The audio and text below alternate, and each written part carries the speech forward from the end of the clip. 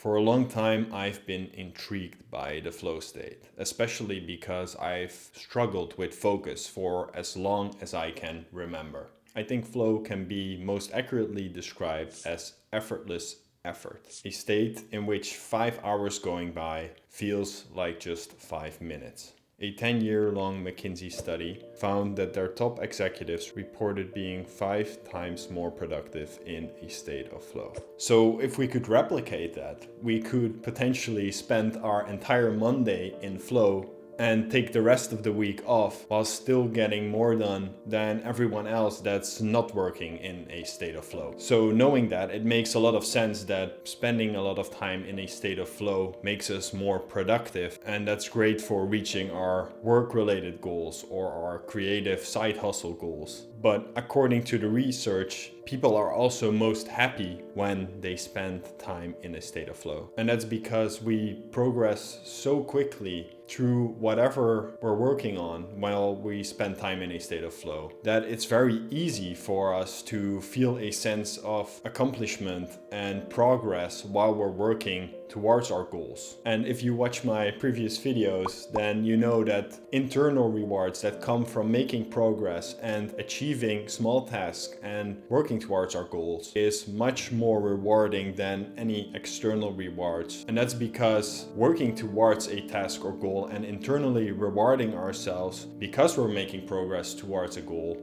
releases continuous small hits of dopamine as we work towards that goal. As Stephen Kotler says, motivation is what gets us into the game. Learning allows us to continue to play. Creativity is how we steer. And flow is how we amplify the result beyond all reasonable expectation.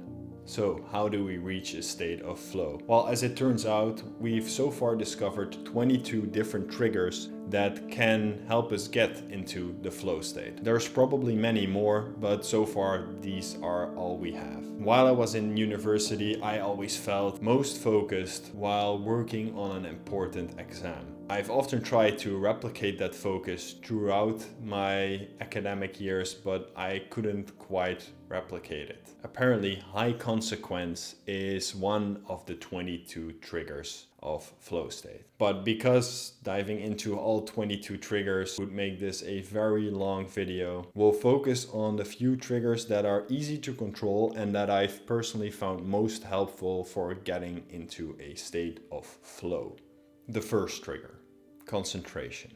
Just concentrate really hard and you might get into a state of flow. Well, if you've tried this, you probably found out pretty quickly, as have I, that it's not that easy. I've always really struggled with focus and concentration, but what I found out only recently is that to get into a state of flow by concentrating really hard, you first need to figure out what it is that you should be concentrating on. So you need to start by having a really clear idea of what you should be doing, and once you know what you should be concentrating on, you can layer other internal flow state triggers on top, such as finding the right balance between your skill level and the challenge at hand, as well as getting unambiguous feedback and working autonomously, as well as a sense of curiosity, purpose, or passion.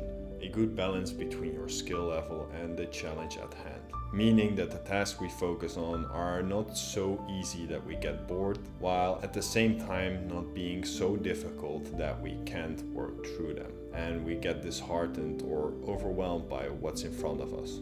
I found that it really helps to divide bigger tasks into smaller, more manageable tasks. That way, you'll not only have a better idea of what you should be focusing on and what you should work on in that moment, but it also makes it much easier to build up momentum by starting with smaller tasks and working your way up to more difficult or challenging tasks. Really allow yourself to feel uncomfortable and embrace that discomfort of working on a challenging task, because you're probably capable of doing it, and you're probably capable of much more than you think.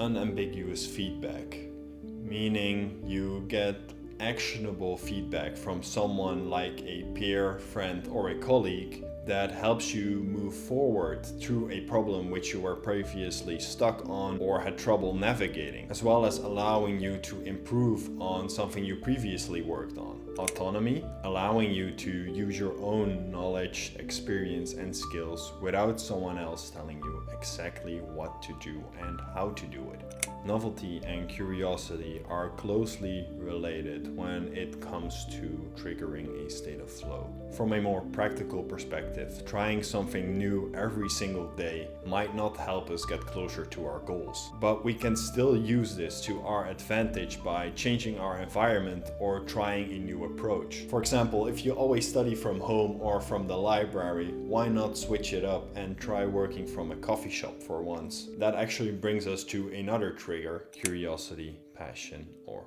purpose. Because it's so much easier for us to completely lose ourselves in something that really matters to us, or we're really naturally interested in it. If the activity you're engaging in is rewarding to you in and of itself, it's much easier to trigger a flow state. As I mentioned earlier, external rewards like money and buying fancy things for ourselves are much less powerful, especially over the long term, than our internal reward system. Of course, money does matter to a certain extent, and it does buy happiness in the sense that we need money to live our lives and provide for ourselves or our families. But if we feel like the things we are working on really matter to us, and we feel a sense of purpose while working hard and making slow and steady progress, that's much more rewarding than any external reward that we could get ourselves, because we can derive so much more pleasure and fulfillment from the process of working towards our goals. It's about the journey, not the destination. Turns out to actually be scientifically true. I touched on this in an earlier video, which is linked down in the description as well as somewhere around here. Curiosity.